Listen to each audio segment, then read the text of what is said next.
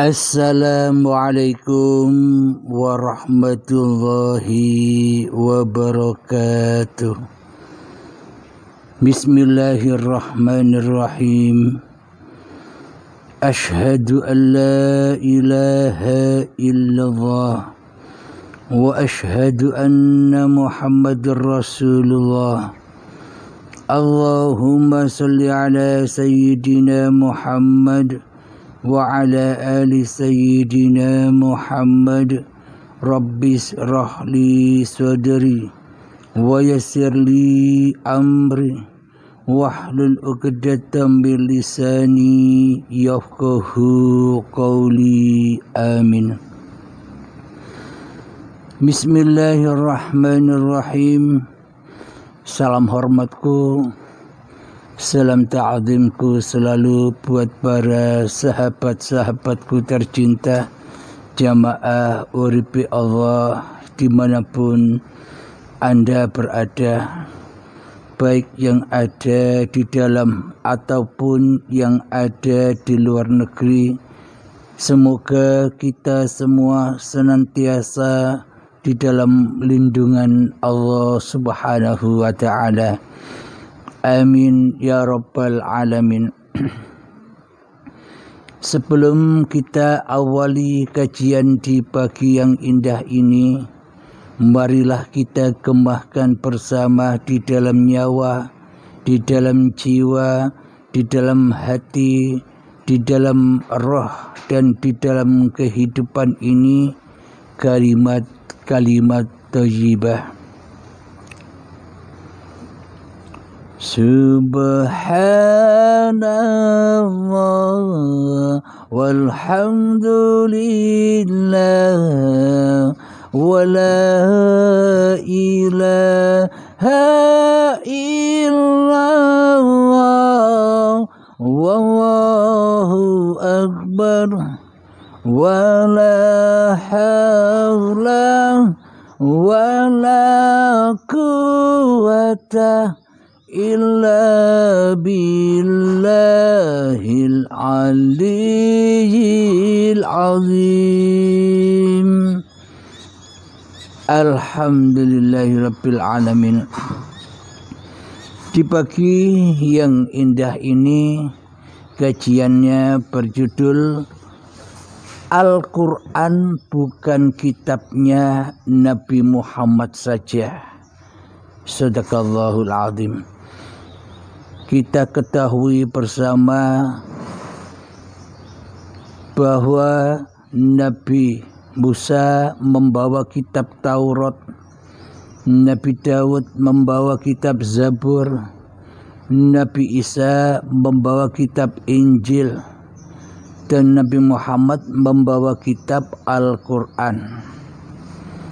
Jadi Taurat, Zabur, Injil, dan Al-Quran itu adalah dulur papat limo pancer.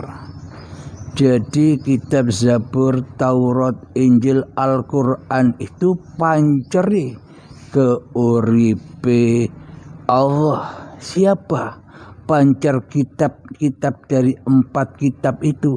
Ya, pancarnya di dalam masing-masing diri manusianya. Karena hakikat kitab itu ya kitab diri manusianya. Al-insanu sirri wa ana sirruhu. Manusia itu adalah rahasia dan akulah yang merahasiai manusia. Ilustrasinya begini, logikanya begini. Bila saya tak ada, bila Anda tak ada, bila kita tidak diwujudkan ke dunia ini, apakah kita tahu bahwa di dunia ini ada 4 macam kitab yang diturunkan kepada para nabi-nabi terdahulu?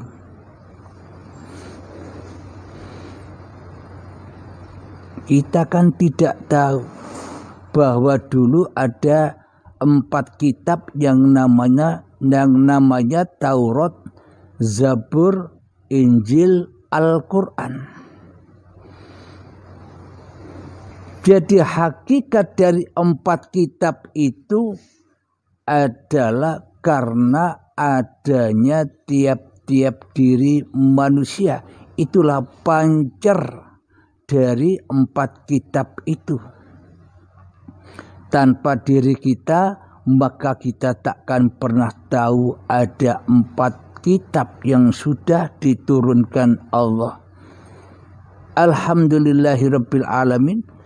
Jadi sesungguhnya Al-Quran itulah majemuk dari 4 kitab itu. Al-Quran yang mana?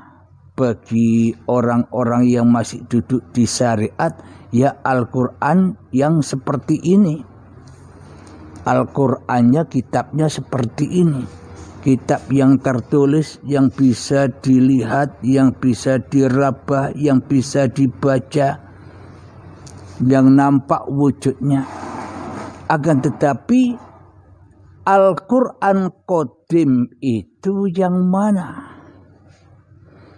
Itulah pusar, puncak dari segala kitab, yakni dulur papat limo pancar itu ada pada Al-Quran Qadim. Siapakah dia? Hidup yang menghidupi manusianya.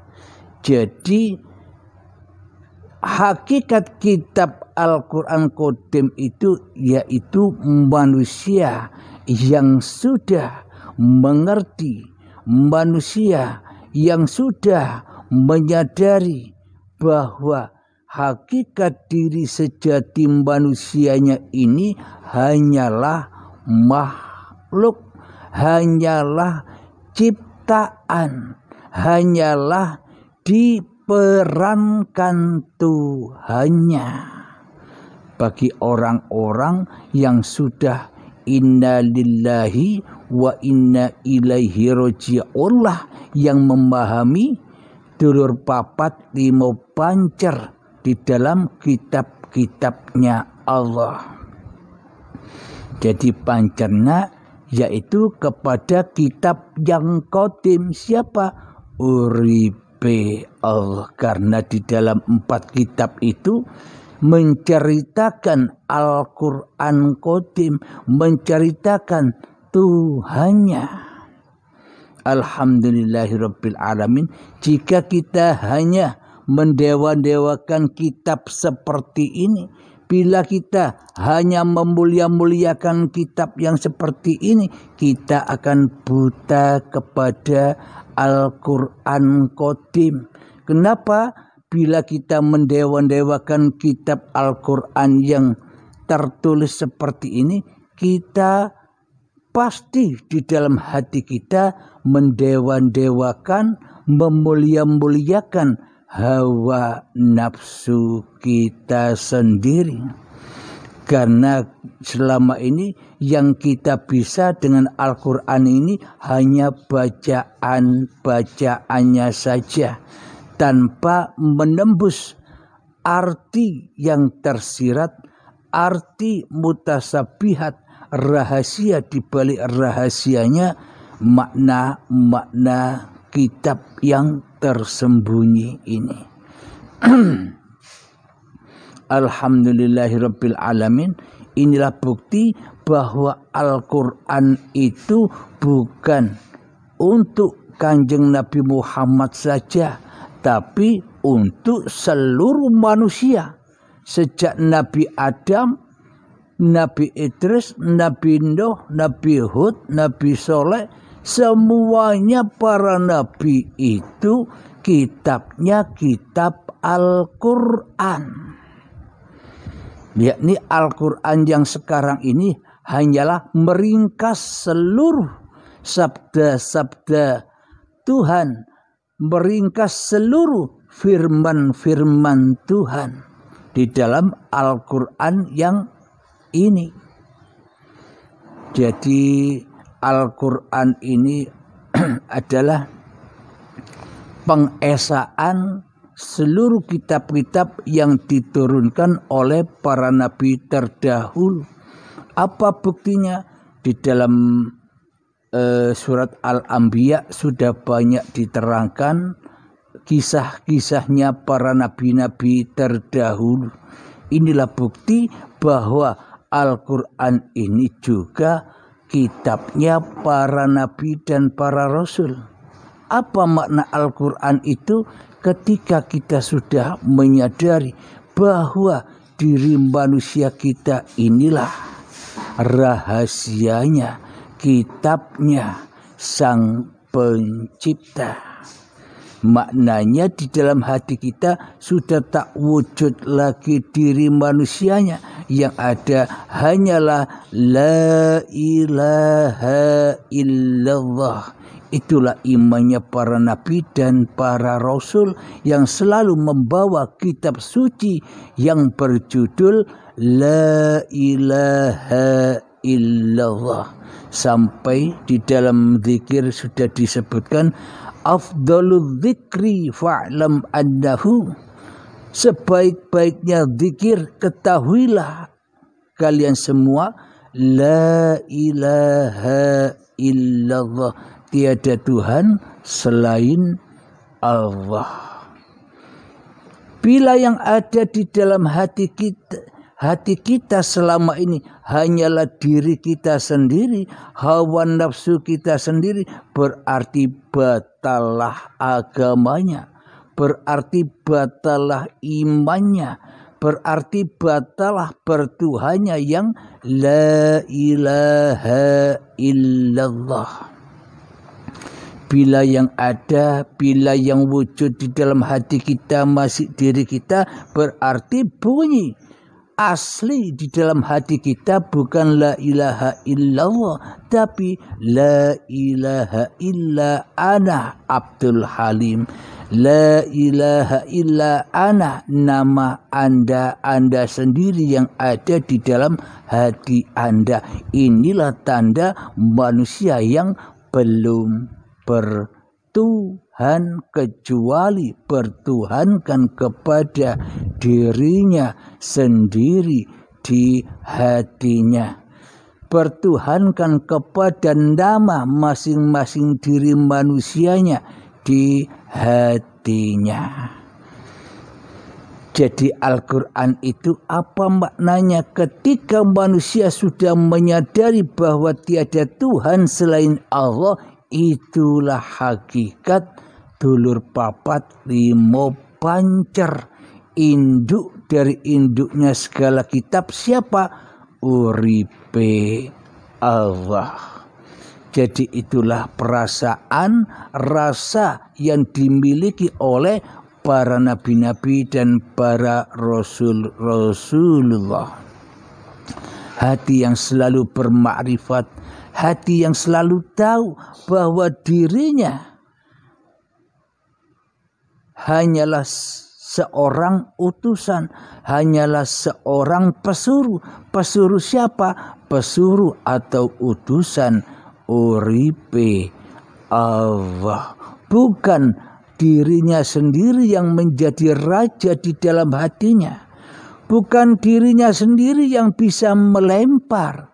Bukan dirinya sendiri yang bisa memanah dan sebagainya. Tapi hanya Allah lah yang menyuruh, yang mengutus untuk memanah. Allah lah yang menyuruh, yang mengutus untuk melempar.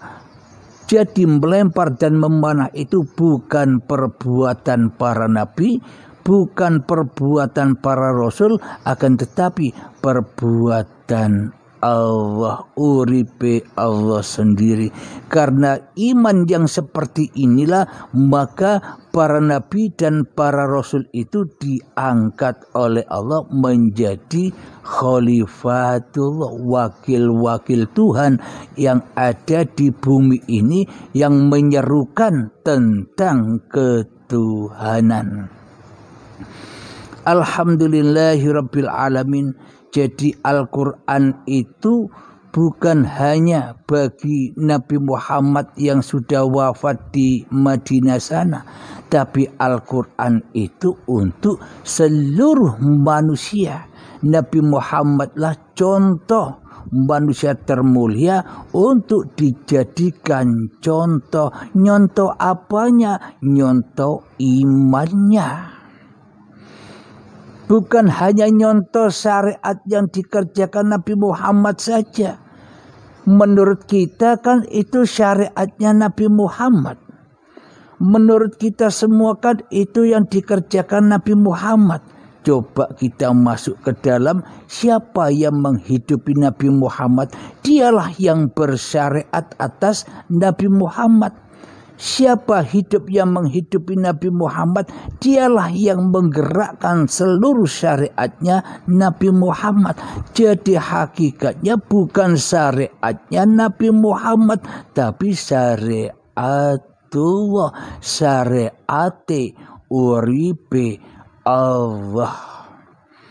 Jadi bagaimana agar kita bisa masuk ke dalam umatnya Nabi Muhammad? Ya ikuti syariatnya Allah. Jangan ikuti syariatnya makhluk. Bila kita mengikuti syariatnya makhluk, bila kita merasa kita yang bisa bersyariat, maka tak sama imannya, tak sama syariatnya. Meskipun kelihatannya kita pakai baju seperti bajunya Nabi Muhammad modelnya, hidupnya di Mekah pula, di Madinah pula, naik onta pula. Tapi bila di dalam hatinya masih wujud diri manusianya, berarti Tuhannya beda dengan Tuhannya Nabi Muhammad. Bila Tuhannya saja beda, tentunya syariatnya juga jauh berbeda dengan Nabi Muhammad. Nabi Muhammad syariatnya uripe Allah, syariatnya hidup, syariatnya Tuhannya. Sedang kita syariatnya hawa nafsu kita sendiri. Yang tidak sama, meskipun penampilan syariatnya sama-sama sholat 5 waktunya, sama-sama puasanya, sama-sama bersedekahnya, tapi di dalamnya kita selama ini salah Tuhan. Kenapa? Karena menganggap kita yang bisa bersyariat, sedangkan Nabi Muhammad dan para nabi yang lainnya tidak mengakui bahwa seluruh syariat yang dikerjakannya syariat manusianya, syariat Muhammadnya, syariat Isanya, syariat Musanya, syariat Dawudnya, syariat Ibrahimnya, syariat Musanya. Tidak mengakui mereka mempunyai syariat, karena semuanya syariat Tuhannya, yakni syariatullah, syariate uripe Allah. Jadi Al-Quran itu meliputi seluruh manusia. Al-Quran Qadim, hidup yang menghidupi seluruh manusia. Itulah kitabullah yang ada pada tiap-tiap diri manusia, yang menyadari bahwa diri manusianya sebenarnya berawal dari kegoiban, berawal dari ketiadaan, berawal dari kematian.